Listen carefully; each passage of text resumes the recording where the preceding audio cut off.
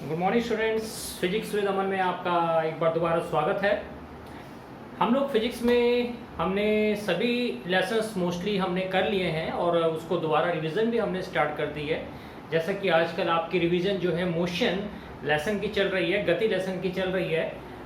उसके बाद हमने जो है फोर्स एंड मोशन भी किया है, मोशन के बाद फोर्स एंड मोशन किया है, फिर हमने ग्रेविटेशन किया है, फिर हमने वर्क एनर्जी एंड पावर किया है और हमारा अब ये लास्ट लेसन स्टार्ट हो रहा है जो है हमारा ध्वनि यानी कि साउंड। हम साउंड के बारे में पढ़ेंगे आज। तो हम लोग धीरे धीरे सब चीज़ों के बारे में पढ़ रहे हैं और आपको मैं सेंड भी कर रहा हूँ। मैंने आपको वीडियो भी इसकी जो पहले मैंने आपको सेंड की है वो मैंने फर्स्ट चैप्टर की थी। धीरे धीरे मैं उसको भी सेंड कर रहा हूँ जो स्टार्टिंग से हुआ है, और जो हमारा अब बचा है मैं उसको भी अब आपको लेके चल रहा हूँ। तो हमारा जो लास्ट चैप्टर है हमारे फिजिक्स का 9th क्लास में, that is a sound. Sound क्या है, ध्वनि क्या है? तो ध्वनि में सिंपल तौर पे आप ये कह सकते हैं कि जब इट इज़ अ सेंसेशन, ये एक सेंसेशन जो कि फेल्ट करती है हमारे कान में किसी किसी चीज़ की सुनाई देने को, यानी जो फेल्ट हम करता है हमारा कान, जो हमारा एहसास करता है कान किसी साउंड को सुनने के लिए, वो हमारा जो है साउंड कहलाता है। ठीक है।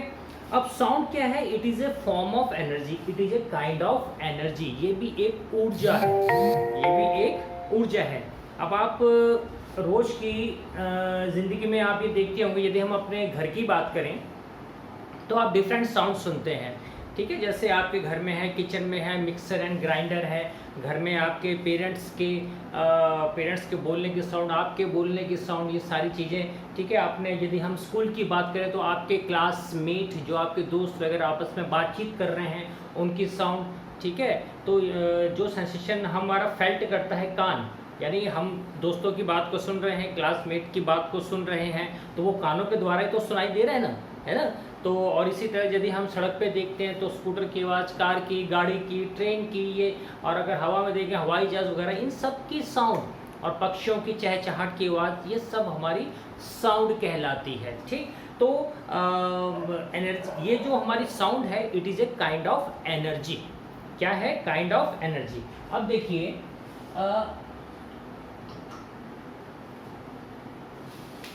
साउंड जो होती है ट्रैवल करती है वो एक वेव के फॉर्म में, है ना। अब हमें जैसे हवा नज़र नहीं आती, हमें इस तरह साउंड भी नज़र थोड़ा ना आता है, वो तो केवल एक फेल्ट होता है, केवल एक एहसास होता है हमारे कानों के द्वारा। तो ये जो साउंड ट्रैवल करती है ये वेव की फॉर्म में ट्रैवल करती है। वेव, WAVE, वेव, जिसे हम हिंदी में कहते हैं तरंग। एक तरंग के फॉर्म में ये ट्रैवल करती है। ध्यान दीजिए कि अब ये वेव क्या होता है, हमें सबसे पहले इसमें वेव को जानने की जरूरत है। क्या है वेव? देखिए, वेव हिंदी में बोलते हैं इसको हम तरंग। तो वेव क्या है? ये जो है किसी माध्यम में, ये किसी माध्यम में या किसी मीडियम में एक वाइब्रेटरी डिस्टरबेंस होता है। वाइब्रेटरी डिस्टरबेंस, ये कुछ टर्म्स आपको ध्यान में रखने चाहिए।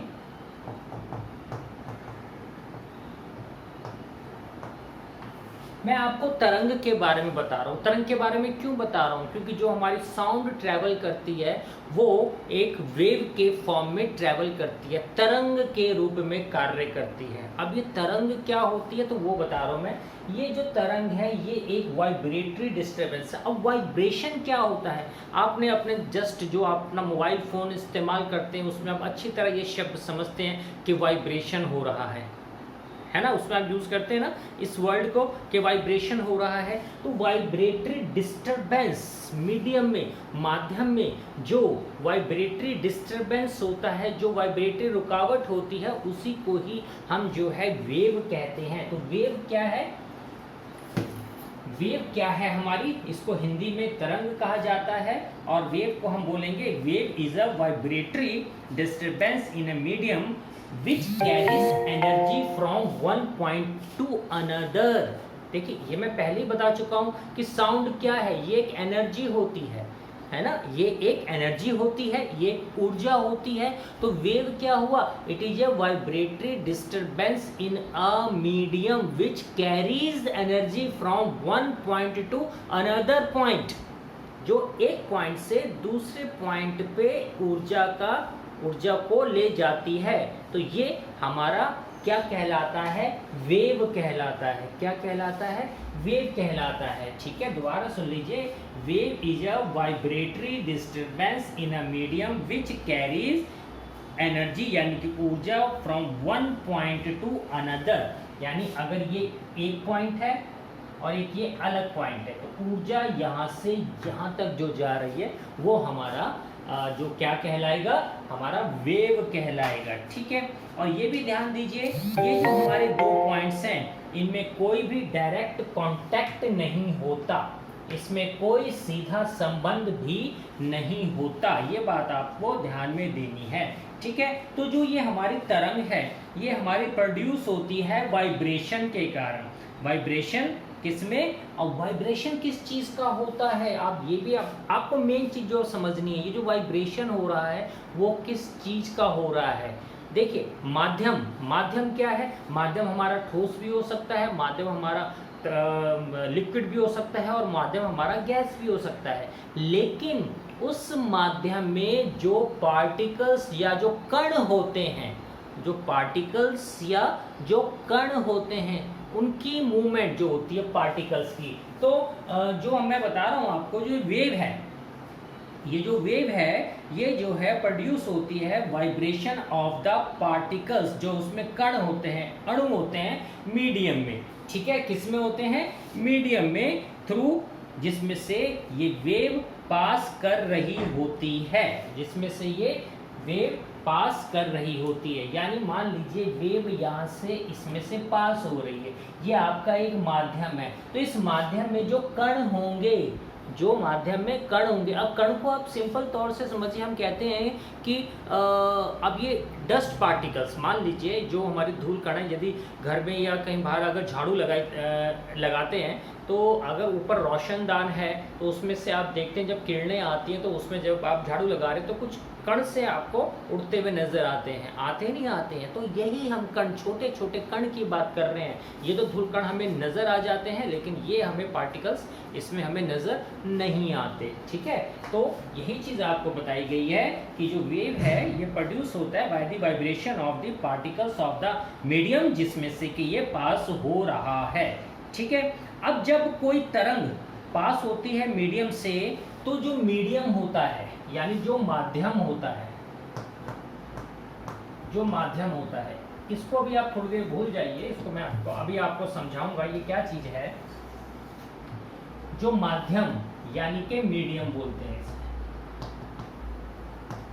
जब वेव प्रोड्यूस होती है, यानी जब तरंग प्रोड्यूस होता है किसी भी मीडियम में, किसी भी माध्यम में, तो ध्यान देने वाली बात यह है कि माध्यम कभी भी मूव नहीं करता, माध्यम कभी भी मूव नहीं करता। माध्यम के केवल पार्टिकल्स ही मूव करते हैं अपनी फिक्स्ड पोजीशन पे, अपनी फिक्स्ड पोजीशन पे। जैसे अर्थ अपने एक्सिस के चारों ओर घूमती है, तो उससे हम फिक्स्ड पोजीशन कहते हैं। वैसे अर्थ सूरज के चारों ओर चक्कर लगाती है, लेकिन अपने एक्सिस के इर्द गिर्द वो घूमती है, यानी वो उसको हम फिक्स्ड पोजीशन कहते हैं। ठीक है, तो यहाँ हमें ये बात पता चली कि मीडियम कभी मूव नहीं करता, माध्यम कभी मूव नहीं करता, केवल माध्यम के जो कण हैं वो जो हैं मूव करते हैं। ये मैंने आपको माध्यम, मैंने आपको ये बताया है। ठीक है, अब एग्जाम्पल के तौर पे आप इसको समझ सकते हैं कि जो हमारी साउंड वेव है, यानी जो हम बोल रहे हैं, जो हमारी साउंड वेव होती है, ठीक है, अब इसमें साउंड वेव जो हमारी होती है कैसे, जैसे हम मान लीजिए स्कूल में मैं आपको बता रहा हूँ कि जैसे बेल बजती है स्कूल की, ठीक है, आप घंटी वगैरह बजाते हैं, पियोन्स वगैरह, तो जो घंटी हमारी उसकी बजती है वो हमारे कानून वो हवा के माध्यम से आती है। किसके माध्यम से आती है? हवा की। इसमें कोई भी हवा का एक्चुअल मूवमेंट नहीं होता, एयर का कोई मूवमेंट नहीं होता, लेकिन जो एयर के पार्टिकल्स, हम कहते हैं हवा चल रही है ना, लेकिन हवा का मूवमेंट नहीं हो रहा कि जिससे हमें वो बेल सुनाई दे रही है, जिससे हमें वो बेल सुनाई दे रही है, लेकिन जो हवा में कण मौजूद हैं वो मूव करते हैं। तब हमें वो चीज़ सुनाई देती है। समझ गए ये एग्जाम्पल? मैंने आपको क्या बताया, मैंने समझाया आपको कि मीडियम कभी मूव नहीं करता, जो मीडियम में पार्टिकल्स होते हैं केवल वही मूव करते हैं। ठीक है, इस बात को आप ध्यान दें, ये बहुत ज़रूरी चीज़ है, ये आपको आगे तक अभी इस चैप्टर में आपको दिमाग में रखनी पड़ेगी कि कभी भी माध्यम मूव नहीं करता, हमेशा जो माध्यम के कण हैं वही मूव करते हैं। समझ गए बेटा? अब ये जो मैं साउंड वेव्स की बात कर रहा हूँ, साउंड वेव्स कौन सी, जो हम बोल रहे हैं या बेल बज रही है या घर में किसी की आवाज़, बाहर किसी की आवाज़, ये जो साउंड वेव होती है, ये वेव हमेशा अनुप्रस्थ तरंग होती है, यानी कि लॉन्गिट्यूडनल। अब यहाँ ध्यान दें, ये जो मैं अभी आपको दो नाम बताऊंगा, इन दो नामों को आपको ध्यान देना है और याद रखना है। साउंड वेव्स दो प्रकार की होती हैं। साउंड तो आप समझ गए क्या होता है, वेव भी आप समझ गए, दोनों का मतलब, ठीक है ना। साउंड मैंने आपको बताया कि जो हमारे सेंसेशन, किसी चीज़ को सुनने में हमारा एहसास होता है, वो तो हमारा साउंड हो गया, और वेव हमारी तरंग होती है। तो साउंड वेव्स आपकी ये दो प्रकार की होती हैं। पहली होती है लॉन्गिट्यूडनल, जिसे हम बोलते हैं अनुप्रस्थ, अनुप्रस्थ, और दूसरी होती है ट्रांसवर्स, अनुदैर्ध्य। ये ध्यान दें, देखिए मैं क्या बता रहा हूं आपको कि हम साउंड के बारे में पढ़ रहे हैं, हम फिर साउंड वेव के बारे में पढ़ रहे हैं। मैं आपको बता रहा हूं अब कि साउंड वेव्स आर लॉन्गिट्यूडनल, यानी जो ध्वनि तरंगे होती हैं वो अनुप्रस्थ तरंगे होती हैं।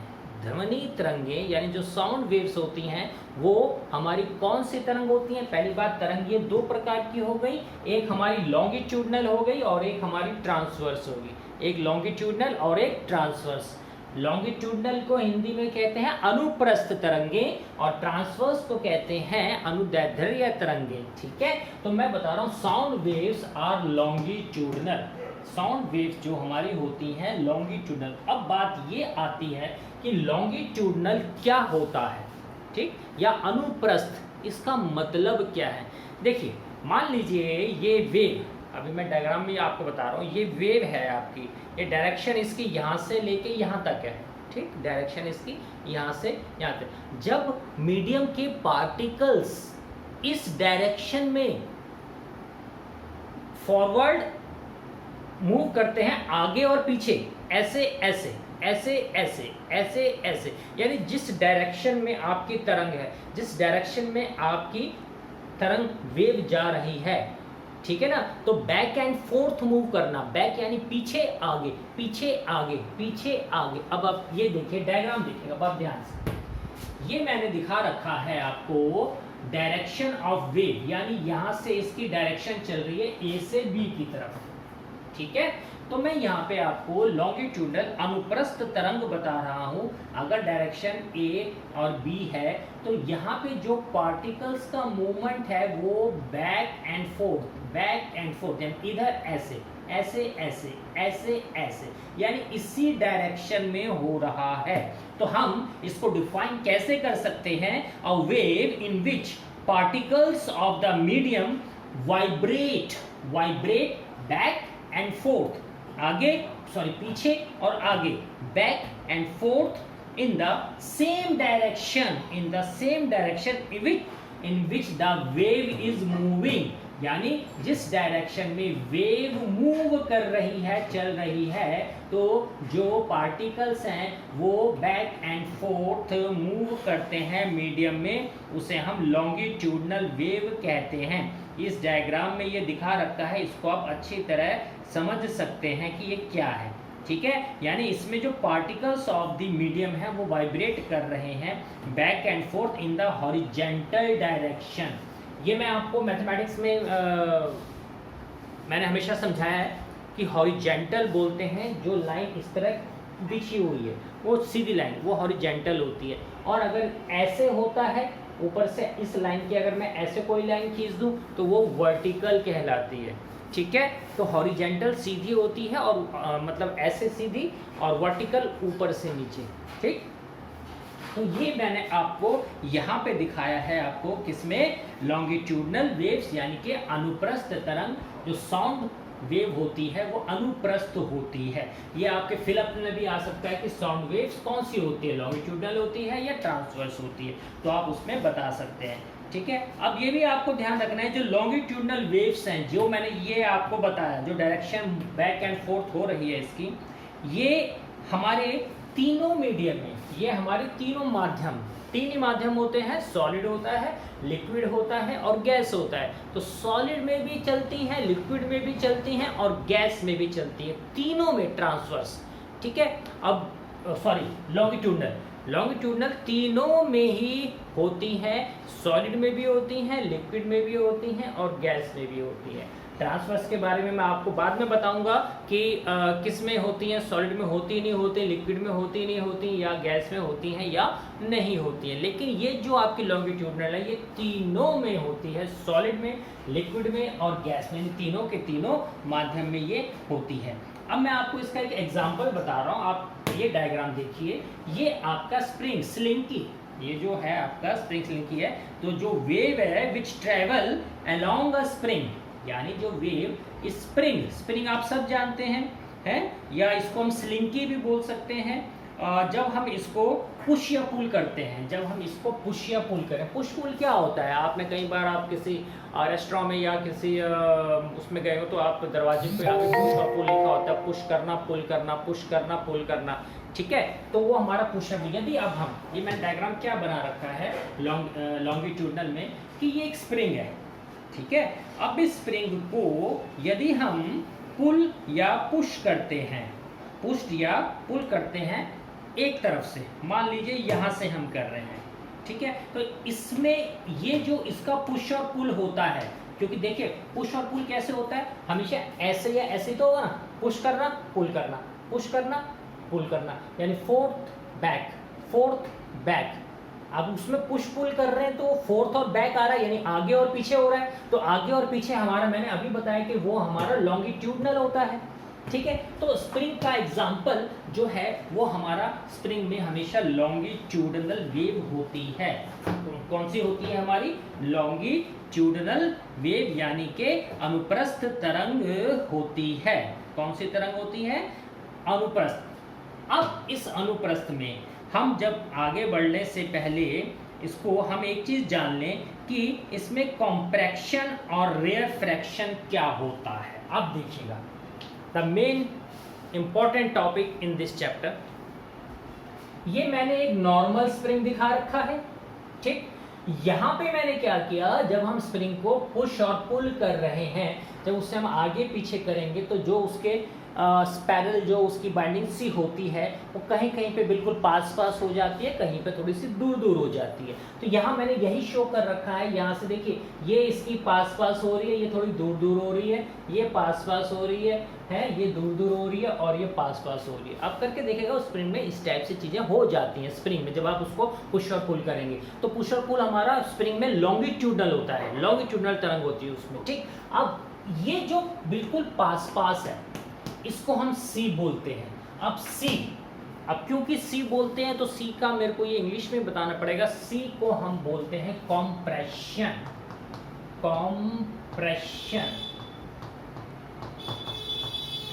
और ये जो आर है इसे हम बोलते हैं रेयरफैक्शन।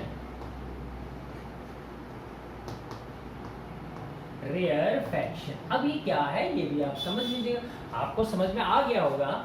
जब हम स्प्रिंग को पुश और पुल कर रहे हैं तो जो ये स्लिंकी में स्मॉल हो रहे हैं, जो बिल्कुल पास में हैं, तो उससे हम बोलते हैं सी, यानी कि कॉम्प्रेशन, यानी कि दबा हुआ क्षेत्र। इसके बाद जब ये खुला हुआ होता है, ये खुला, इसे हम बोलते हैं आर, यानी कि रेयरफैक्शन, यानी कि खुला हुआ क्षेत्र। ये तो हमारी नॉर्मल पोजीशन थी, मैं आपको बता चुका हूं, ठीक है। कंप्रेशन जो होता है वो उसका वो उसका वो पार्ट होता है जिसमें कि जो कॉइल्स हैं या जो टर्न्स हैं वो आपस में काफ़ी पास में होते हैं नॉर्मल की बजाय, है ना। नॉर्मल तो थोड़ा देखिए सारे नॉर्मल हैं, जो ये टर्न्स हैं कॉइल के ये थोड़े पास होते हैं और इन्हें हम सी कहते हैं, यानी कि कंप्रेशन कहते हैं। और इसके बाद इसमें रेयरफैक्शन वो पार्ट है जिसमें जो टर्न्स हैं कॉइल के, जिसमें जो टर्न्स हैं वो आपस में थोड़े दूर होते हैं, यानी they are far apart from each other, ठीक है। अच्छा, अब हम इसमें लॉन्गिट्यूडनल वेव्स जो है हमारी फॉर्म हो रही है स्प्रिंग में, उसको मैं बता रहा हूँ। अब ये वाली फिगर है, ये तो हमारी नॉर्मल को शो कर रही है स्प्रिंग की, ठीक है ना, जिसका एक एंड फिक्स है, यहाँ पे हमारा इसका एक एंड जो है फिक्स है।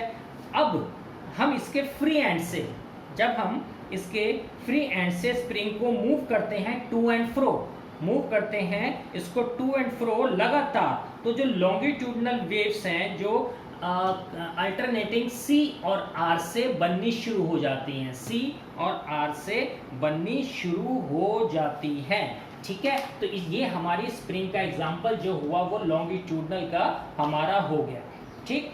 अब जो साउंड वेव्स होती हैं एयर में, हाँ, ये हमारी लॉन्गिट्यूडनल होती हैं, ये भी आपको बात समझ में आ जाएगी, ठीक है। क्योंकि फिलिप्स में भी कभी कभी एक नंबर का क्वेश्चन आता है कि साउंड वेव्स जो हैं, जो ध्वनि तरंगे हैं, they are dash wave in the air. अब हवा में ये तरंगे कौन सी होती हैं, तो अब का आंसर आ जाएगा अनुप्रस्थ तरंगे, यानी कि लॉन्गिट्यूडनल वेव्स हो जाती हैं।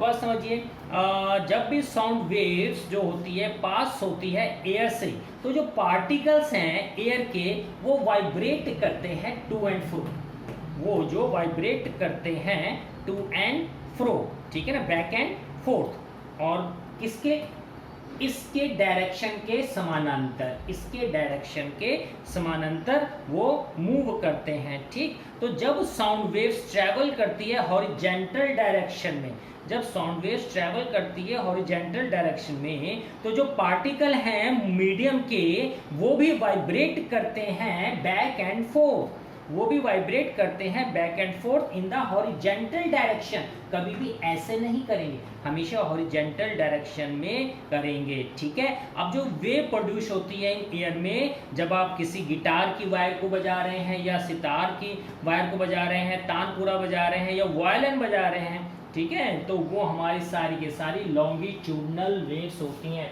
क्वेश्चन आता है कि give examples of longitudinal waves, give example of longitudinal wave. तो आप इसमें ये एग्जांपल दे सकते हैं कि जो आपका चाहे आपका गिटार की तारे हैं या आपकी वायलिन की हैं या तानपुरा की हैं, ये सब इसमें जो वाइब्रेशंस होती हैं दे आर अनुप्रस्थ, दे आर लॉन्गिट्यूडनल, ठीक है बेटा। तो ये बात आप समझ गए हैं कि लॉन्गिट्यूडनल में हमेशा जो पार्टिकल्स ऑफ द मीडियम है, पहली बार मीडियम मूव नहीं करता, केवल पार्टिकल मूव करते हैं डायरेक्शन ऑफ वेव्स में, ठीक। अब आप देखिए, ये मैंने एक और डायग्राम बना रखा है, इसमें आप समझिए इसको थोड़ा ज़्यादा, यही चीज़ है वो बिल्कुल ऐसे ही मैंने बना रखी है, थोड़ा सा इसको खोल के मैंने बनाया हुआ है। तो यहाँ पे क्या है, अब देखिए ये मैंने सी लिखा है ना, ये मैंने आर लिखा हुआ है, ये मैंने सी लिखा है, ये मैंने आर लिखा हुआ है, यही चीज है same, compression rarefaction, compression rarefaction. इसको मैं यहाँ खोल के थोड़ा सा समझा रहा हूँ कि जो कंप्रेशन है, ये compression is that part of the longitudinal waves in which the particles of the medium are closer to one another. ये मैंने आपको फिर से इसमें दिखा दिया, जो पार्टिकल्स ऑफ द मीडियम है they are very close to each other. ये पार्टिकल्स को मैंने दिखा रखा है, जो मैंने ये लाइनें आपको बना दी, ये मैंने पार्टिकल्स आपको दिखा रखे हैं कि ये काफ़ी पास में होते हैं, ठीक है। अच्छा, उसके बाद इसमें आप आगे देखिए जो रेयरफैक्शन का है, तो रेयरफैक्शन क्योंकि इनकी भी डेफिनेशन अलग अलग आ जाती है, तो rarefaction is that part of a longitudinal wave in which the particles of the medium are far apart from each other, ये एक दूसरे से पार्टिकल्स काफी दूर दूर होते हैं, तो दोनों को डिफाइन कर सकते हैं आप, सी को भी और आर को भी। ठीक है, ये बात आपको समझ में आ गई होगी। ठीक, अब जो भी मार्क मैंने कर रखा है, आर हमारा ध्यान रखें रेयरफैक्शन है, और जो हमारा सी है वो हमारा कॉम्प्रेक्शन है। ठीक है बेटा। अच्छा, इसके बाद एक बहुत इंपॉर्टेंट चीज़ मैं आपको बता रहा हूँ, जो आपकी इसी से ये एक पॉइंट आपको नोट ये करना है, इसमें जो कॉम्प्रेशन होता है, ध्यान देना कि जो हमारा कॉम्प्रेशन होता है, इस कॉम्प्रेशन में, ठीक है, density of the medium increase होती है। ध्यान देना, जो डेंसिटी ऑफ द मीडियम है वो हमेशा इंक्रीज होती है। अब डेंसिटी क्या होता है? डेंसिटी जिसे हम हिंदी में बोलते हैं घनत्व।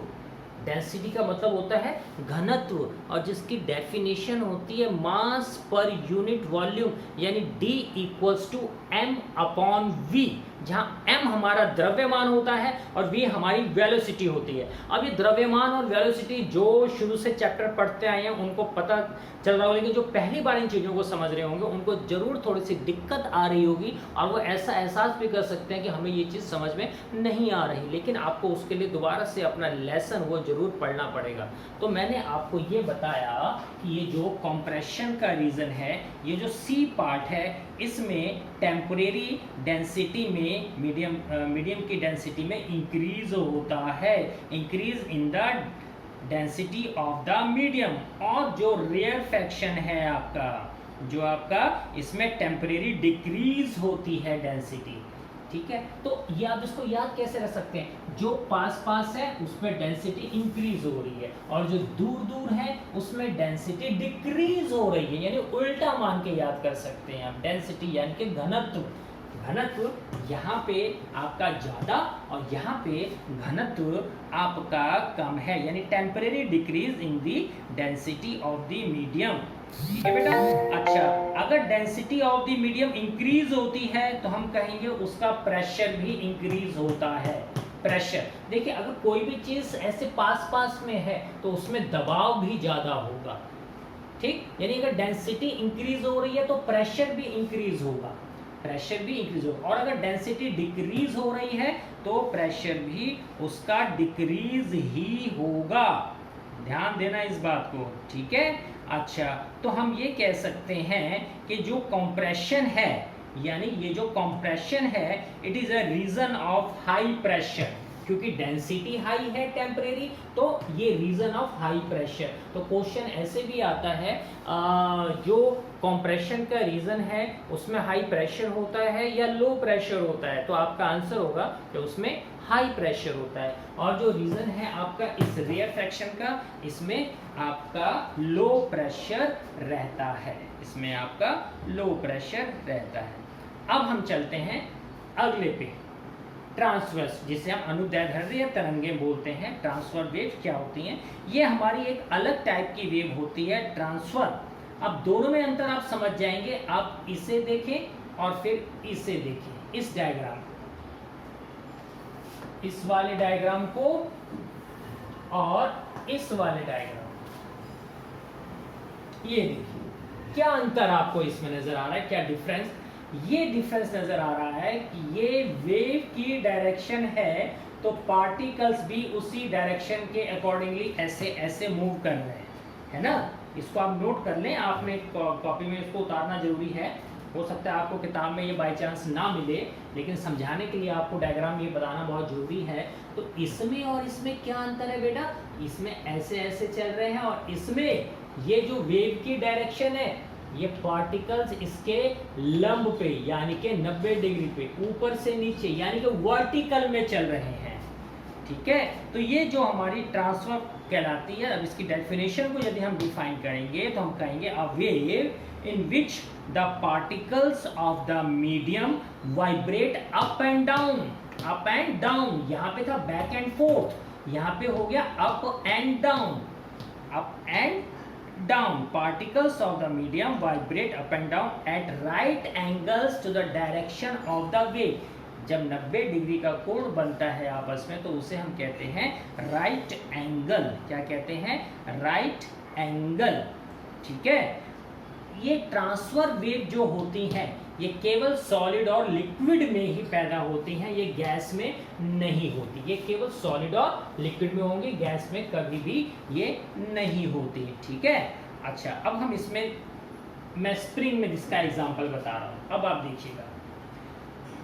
अभी तो स्प्रिंग को आपने ऐसे और ऐसे मूव किया था, है ना, बैक एंड फोर्थ, यानी डायरेक्शन ऑफ वेव के उसमें। लेकिन अब जो मैं ट्रांसफर बता रहा हूं उसमें आप स्प्रिंग को, स्लिंकी को, लंबा स्प्रिंग है उसको आप ऐसे ऐसे हिला रहे हैं, ऐसे ऐसे हिला रहे हैं। हल्का स्प्रिंग है ऐसे ऐसे, उसको ऐसे ऐसे नहीं हिला रहे। ठीक है, आप उसको पकड़ के इस तरह हिला रहे हैं आप उसको। ठीक, अब आप यही मैंने इसमें डायग्राम में मैंने आपको दिखाया हुआ है। जो वेव होती है प्रोड्यूस इन मूविंग, ये इसका एक एंड है, यहाँ से ये फिक्स है, यहाँ से फिक्स है, इस एंड से हम इसको अप एंड डाउन, क्योंकि अप एंड डाउन ट्रांसवर्स में अप एंड डाउन होता है, तो इसे हम अप और डाउन करके हम इसको मूव कर रहे हैं। ठीक है, तो ये हमारा ट्रांसफर वेव्स कहलाएगा।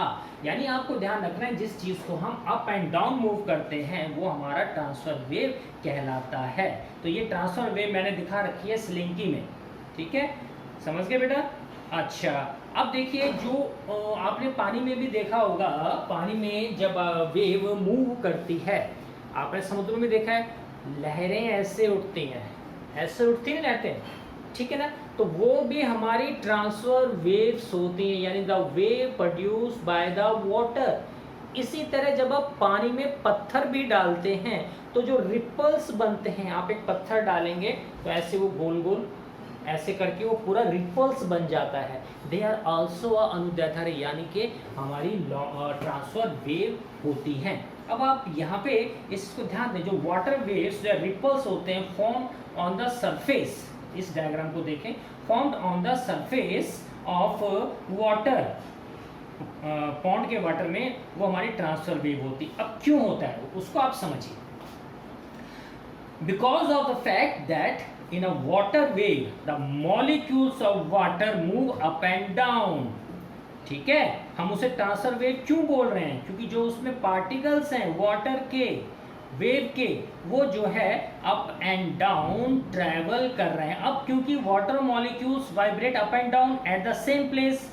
ठीक है, इसीलिए जब आप कोई कॉर्क, लकड़ी का कोई कॉर्क है या शटल कॉर्क जो होती है, उसका पीछे कैसे यदि आप पानी में फेंके तो आपको वो ऐसे ऊपर ऐसे इस तरह बहती हुई नजर आती है। ठीक है ना, तो यही चीज़ मैंने यहाँ पे दिखा रखी है। जैसे यहाँ पे हमने इसको सी और आर बोला, मैं ये भी आपको समझाऊंगा हम इसको हम क्या बोलते हैं।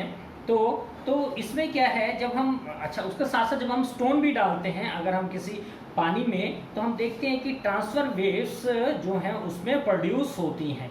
ठीक, अच्छा अब हमें पता है कि transfer waves travel horizontally in a medium. ठीक है ना, अब ट्रांसफर वेव, ये तो हमें पता है, ये हमारी ट्रांसफर वेव जो हॉरिजेंटली है, ये वाली, ये जो लाइन है ये तो हॉरिजेंटल कहलाएगी। ठीक है, transfer wave travel horizontally in a medium. तो जो पार्टिकल्स हैं वो अप एंड डाउन मूव कर रहे हैं। अब जो पार्टिकल्स मूव अपवर्ड कर रहे हैं इस जीरो लाइन के, यदि मैं इसको जीरो लाइन मान लूँ एक्स और वाई को, और इससे मैं बोल दूं जीरो डिस्टर्बेंस, क्योंकि यहाँ कोई डिस्टर्बेंस नहीं हो रहा, इसलिए मैंने सॉरी इसको मैंने बोल दिया जीरो डिस्टर्बेंस। ठीक है, जब इसके ये ऊपर मूव करती है तो एक हम्प सा बनता है। हम्प जैसे ऊंट के कमर पे हम कहते हैं ऊंचा बना होता है, ये जो हम्प बनता है इसे हम कहते हैं क्रेस्ट। क्या बोलते हैं? Crest, CREST। और जब वो इधर नीचे जाती है तो उसे हम कहते हैं ट्रफ। क्रस्ट, क्रेस्ट और टर्फ। फिर यहाँ से ये लहर ऊपर उठी तो ये क्रेस्ट हो गया, फिर ये नीचे गई तो ये ट्रफ हो गया।